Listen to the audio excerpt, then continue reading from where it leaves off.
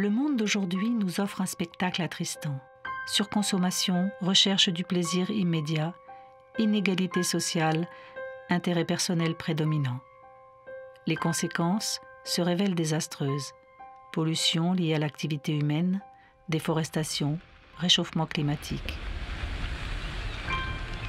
L'être humain a toutes les raisons de s'alarmer. La révolte gronde.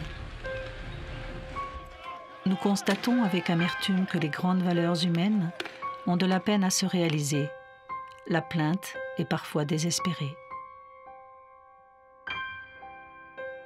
Pourtant, l'homme, de nature positive, est toujours enclin à découvrir de nouveaux territoires, aspire à une vie plus harmonieuse. Il sait être conscient de lui-même, comprendre ce qu'il vit, avec un enthousiasme chaque fois renouvelé pour redessiner son avenir, pour faire émerger les plus hautes valeurs comme l'amour, la compassion, le respect ou ressentir la joie simple d'être vivant. Recommencer encore et encore, créer de nouvelles façons d'être ensemble. Étonnante persévérance de nos âmes résilientes. Et cela depuis l'aube de l'humanité. Mais, de nouveau devant le tableau blanc, à l'heure où il est question de sa survie à la croisée des chemins, l'humanité s'observe. Nous avons tant essayé, maintes et maintes fois, comment pourrions-nous incarner véritablement nos aspirations les plus profondes? Dans un cri du cœur, nous voyons que nos comportements ne sont toujours pas à la hauteur. Posons-nous un instant dans l'intimité d'un bureau, dans la peau du paléoanthropologue, et regardons cet intrus de la forêt, l'Homo erectus. Il y a environ 500 000 ans, il disposait d'un cerveau bien plus petit que notre cerveau actuel. Une mutation de l'ADN a profondément transformé sa structure, et donc la conscience que notre ancêtre avait du monde. Sa réflexion est devenue capable d'abstraction. Le cerveau a changé de taille afin de permettre l'expression de cette nouvelle faculté, de lui donner une assise physiologique. Les modifications du néocortex fournissent désormais l'assise de cette nouvelle capacité. C'est une mutation. Elle a permis à l'humain de devenir celui qu'on a ensuite appelé Homo sapiens, l'homme sage, intelligent, capable d'introspection, imprégné de spiritualité. La mutation humaine, c'est le fait que notre espèce est dans une évolution constante, depuis toujours. Thierry Vissac, auteur de plusieurs ouvrages aux éditions LPV, accompagne des chercheurs spirituels de tous bords depuis de nombreuses années. Il se consacre aujourd'hui à l'exploration de notre nature profonde pour répondre à la mutation humaine en cours. Cette évolution s'inscrit, s'imprime dans le système nerveux central et en particulier au niveau du cerveau, sous forme de traces de circuits d'apprentissage. L'homme a toujours été obligé de s'adapter aux contraintes qui l'entouraient. Des circuits d'apprentissage se sont donc créés dans son cerveau au gré des contraintes par des mutations successives. La particularité de l'homme moderne est qu'il a acquis cette faculté d'introspection. Il dispose d'un outil fabuleux, l'attention sur lui-même. Alors portons maintenant notre attention sur les profondeurs de notre être, dans la subtilité de notre âme, notre nature profonde, et laissons émerger certaines évidences devant la situation du monde. Le premier constat, nous voulons changer le monde. Pourtant, les révolutions fracassantes de l'histoire n'ont jamais transformé profondément les choses. On peut constater que depuis longtemps, on essaie beaucoup de choses et que ça ne marche pas. Ce que je vois, c'est que notre civilisation, notre époque, elle est vraiment dans le combat et la compétition. C'est incroyable à quelle vitesse ça revient. On fait un petit effort, on regarde quelqu'un, on descend, on parle en douceur. Puis la minute d'après, il y a un mot qui touche et on est de nouveau des combattants, des gens en guerre. Nous combattons sans cesse, même pour dénoncer les abus de nos dirigeants. Mais il se pourrait bien que nous soyons tous porteurs des déviances que l'on dénonce. Nous pensons nous élever au-dessus de la corruption, par exemple. Mais soyons honnêtes, nous avons tous cette tendance à tirer profit des autres. Ce fonctionnement humain est partagé entre tous. Comment changer le monde sur de telles bases ?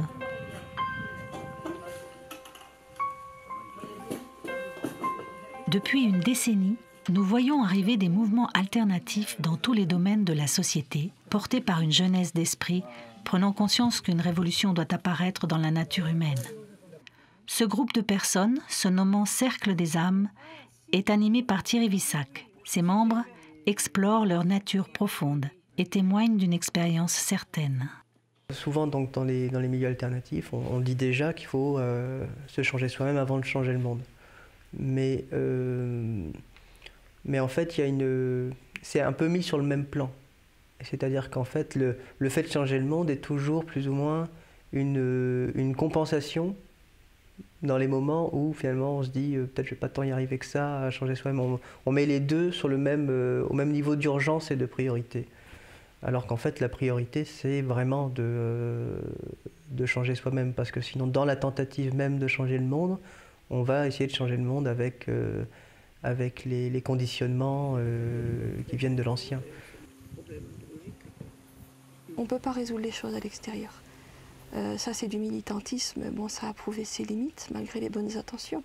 La voie, c'est de descendre vers l'intérieur, d'entrer en contact avec son ressenti et de se dire, voilà, là, c'est ça qui joue en moi, c'est rien d'autre que ça. Pour moi, la plupart du temps, ce sont les personnages qui parlent. Alors, ce qu'on perçoit, souvent, ce sont les blessures qui sont derrière, les souffrances qui ne sont pas dites, mais qu'on peut sentir. J'ai essayé de regarder à l'intérieur de moi, d'aller à la rencontre de moi-même, ce qui est d'ailleurs est assez curieux d'être avec moi depuis 60 ans et de me dire tiens, je vais aller à la rencontre de moi-même. C'est presque sidérant, quoi. C'est quelque chose qui doit émerger. C'est pas quelque chose qu'on va imposer par le haut, qu'on va essayer de plaquer. C'est quelque chose qui doit vraiment sortir de la profondeur. Si on veut vraiment une révolution, un monde nouveau, parce que ce que tout le monde souhaite. Quelque chose effectivement devrait émerger. Mais malgré sa bonne volonté, certaines choses ne percutent pas encore en l'humain. Des freins empêchent une véritable émergence. Reconnaître nos propres comportements en toute humilité paraît déjà tellement difficile. Alors manifester de l'amour pour nos frères humains, c'est une autre histoire. Il y a quelque chose en moi qui résiste au changement, à l'ouverture, à la sensibilité, à se mettre à nu. En fait, on ne sait pas vivre l'amour dans la relation. On a des pics brefs, sporadiques, on a des grâces comme ça qui sont des manifestations de l'amour vrai, bien sûr, mais qu'on n'arrive pas à saisir. Qui sont balayés très vite par des pulsions et des instincts. Et peut-être que l'expérience de l'amour va créer une nouvelle ère dans le cerveau qui va permettre de stabiliser cette expérience. Mais aujourd'hui, on n'en est pas là. Et tout ce qui se passe dans le monde nous le démontre. Nous ne stabilisons pas l'expérience de l'amour. Nous avons le plus grand mal à le vivre, le manifester, et dans la relation. Revenons à notre cerveau et regardons si justement certaines aires encore archaïques, héritées de nos ancêtres, ne seraient pas des freins à cette émergence de l'amour pour notre prochain. Du point de vue du docteur en neurosciences Sébastien Boller, tout serait de la faute du striatum. Alors si on regardait comment ça fonctionne un cerveau, vous avez toute la partie extérieure, plissée du cerveau, qui s'appelle le cortex. Le cortex, ça fait de l'intelligence. Mais juste en dessous, tapis au milieu, là, le petit animal rouge, ce n'est pas un alien, ça s'appelle le striatum. Et alors, comme c'est au milieu, ça c'est une règle générale dans le cerveau, plus c'est au milieu, plus c'est ancien, c'est-à-dire que ça existait déjà il y a des millions d'années. Ce striatum, lui, il ne fait pas de l'intelligence. Il fait de l'émotion brute. Il fait surtout du plaisir. Avec une molécule, la dopamine. Cette partie du cerveau fonctionne avec le principe de la récompense. Comme nos ancêtres, plus nous réalisons nos désirs en rapport à notre survie, plus le striatum sécrète un neurotransmetteur du plaisir et de la récompense. la dopamine. Le striatum est au centre de nombreux types d'apprentissage, que ce soit pour faire du vélo ou apprendre un morceau de musique ou encore ressentir des émotions. La recherche du plaisir monopolise une grande partie de notre vie. On a découvert il y a quelques années que les cellules nerveuses qui libèrent la dopamine, qui nous donnent du plaisir, si vous leur donnez tous les jours la même quantité de stimulation, eh bien elles finissent par fermer le robinet à dopamine. Fini. Frustration, ennui, lassitude. Et le seul moyen de relancer la production de dopamine, c'est d'augmenter les doses. Autrement dit, nous sommes habités par un principe de croissance neuronale, biochimique, qui nous habite depuis très longtemps, qui se répercute dans le dogme de la croissance économique, ce qui donne une indication de la difficulté que nous aurons à en sortir. On se rend compte tous les jours que notre cerveau primitif est souvent le maître. C'est lui qui commande beaucoup de choses. Quand je parle des irrépressibles, quand je parle de la pulsion sexuelle, en particulier pour l'homme, je parle de toutes ces difficultés qu'on a, et on se rend compte que le système nerveux a effectivement du mal à pouvoir faire exister, je ne parle même pas de cohabiter, mais de pouvoir faire exister plutôt une valeur douce et profonde qu'une valeur primitive. La bonne nouvelle, c'est que les découvertes récentes en neurobiologie montrent, contrairement à ce que l'on croyait, que le cerveau est capable de s'adapter. Il est neuroplastique. Par les nouveaux choix que nous faisons, nous pouvons contribuer à créer de nouvelles connexions à tout âge. Avec une éducation adaptée, de nouveaux circuits d'apprentissage peuvent donc remplacer ceux des comportements anciens. Dans la difficulté à manifester l'amour d'une façon plus stable, plus cohérente, il y a le fait que nous avons eu très peu de familiarité avec les strates profondes de l'être. La strate du sentiment, par exemple, est négligée dans l'expérience humaine parce qu'on privilégie l'émotion. Et on a fini par confondre l'expérience émotionnelle que j'appelle la quête affective avec l'expérience du sentiment qu'on appelle l'amour. Donc là, on a un aspect précis de l'accompagnement possible, c'est que tant qu'on croit vivre l'amour dans l'émotion, on ne fait exister que la dimension de la strate émotionnelle de l'être. Si on réalise, parce qu'on se familiarise avec, qu'il existe une strate du sentiment et une expérience de l'amour, on va accompagner la mutation, on va peut-être l'accélérer. On va permettre au corps qui est déjà un peu préparé à ça, permettre au système nerveux de faire l'expérience d'une émergence qui l'oblige, qui le contraint à s'adapter. Finalement, la mutation au niveau du cerveau, c'est une adaptation positive qui n'est pas forcément consciente. Ce n'est pas le cerveau qui dit, qui serait une entité séparée de l'âme et qui dirait « je vais faire ça ». C'est une forme d'obligation, de contrainte générée par l'âme au niveau de la structure du système nerveux qui fait qu'il doit s'adapter et que la façon dont il s'adapte, c'est de créer des nouveaux circuits ou des nouvelles aires, de nouvelles aires à l'intérieur du cerveau. Donc, laisser émerger les sentiments dans une pratique personnelle en explorant notre nature profonde suffirait à participer à la mutation en cours. Une pratique méditative, par exemple, pourrait permettre à l'intelligence du vivant de créer ces nouveaux circuits neuronaux afin d'incarner de façon stable la profondeur tant attendue. Il y a dans la démarche que je propose, une démarche que j'appelle sur deux jambes, il y a cette dimension qu'on pourrait appeler de méditation, c'est-à-dire le fait qu'on va s'approcher de notre nature profonde, je dis descendre vers la nature profonde, essayer de vivre cet espace et de le manifester. Donc ça, c'est un aspect tout à fait valable, mais ce n'est pas réellement celui qui active et dynamise la mutation. La simple pratique d'une méditation n'est donc pas suffisante pour véritablement transformer en profondeur nos comportements. Les freins que l'on a identifiés comme l'instinct de survie reviennent bien souvent au galop dès qu'une situation le provoque. Un examen intérieur des rouages de nos vieilles fondations est nécessaire. Elles sont caractérisées par ce que Thierry Vissac appelle la faille. La faille, c'est une marque particulière en soi qui est à l'origine de toutes les blessures. C'est la blessure fondamentale. Et on la voit comme blessure fondamentale parce qu'on la vit comme un gouffre, quelque chose qui nous fait peur, une sorte de vide ou de néant. Et il se trouve qu'à un moment donné de la démarche, on réalise que ce gouffre est en fait un passage. Et c'est ce passage qui fait vraiment cette transition du développement personnel un peu émotionnel et superficiel à la démarche vraiment spirituelle qui va puiser, qui va chercher les valeurs là où elles se trouvent. Le fait de passer par le chat de l'aiguille au niveau de cette traversée, c'est un passage étroit, mais qui est radical au niveau des transformations, dans le cerveau en particulier, mais dans l'expérience humaine. Quand on voit que la faille est à l'œuvre, on contacte immédiatement une profondeur.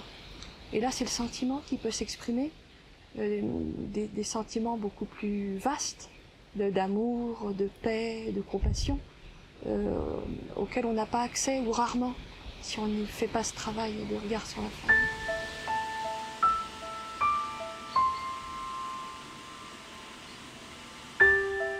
Quelque chose est devenu possible aujourd'hui, et l'on voit des prémices de la mutation se manifester comme l'intérêt porté à l'écologie ou la prise en compte de la souffrance animale. Une prémisse particulière de cette mutation est la remise en cause de la domination masculine dans la relation homme-femme, qui exprime bien la possibilité d'accompagner de nouveaux circuits.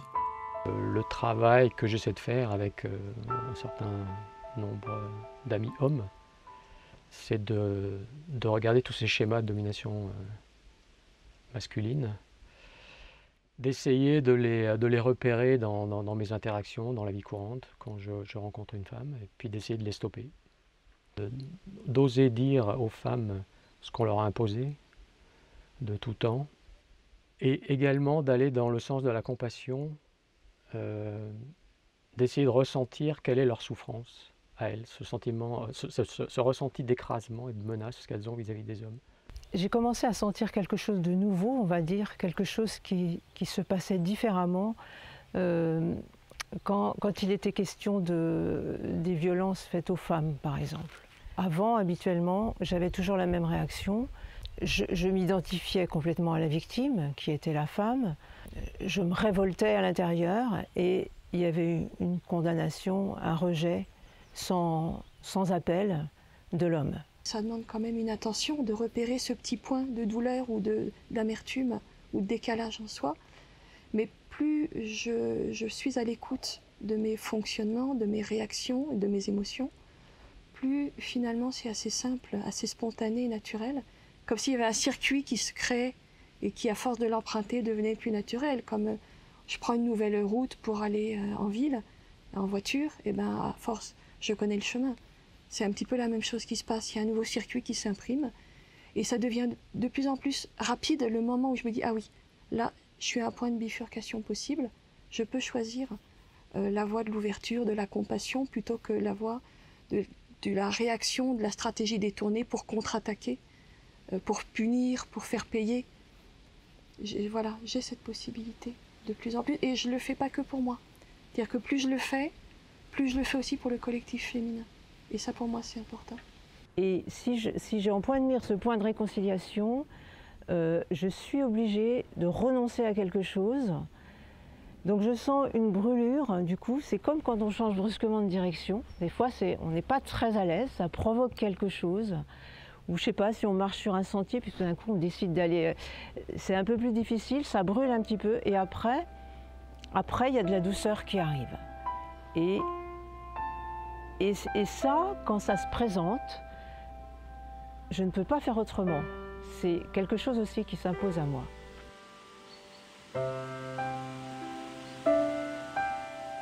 Je crois qu'en ce moment, il y a quand même quelque chose qui émerge, qui est une demande profonde de paix, de réconciliation, d'arrêter, de tomber les masques et d'arrêter tout ça. Pour participer à cette révolution génétique et spirituelle, nous devons donc envisager un travail sur soi afin d'accompagner cette mutation. La finalité est de produire, jusque dans l'incarnation, de nouveaux circuits d'apprentissage permettant de manifester l'amour, la compassion, l'écoute, le respect, et de mettre fin ainsi au comportement prédateur. Un nouvel Homo sapiens, l'homme sage, pourrait naître au sein de notre espèce. Nous l'attendons avec un sentiment d'urgence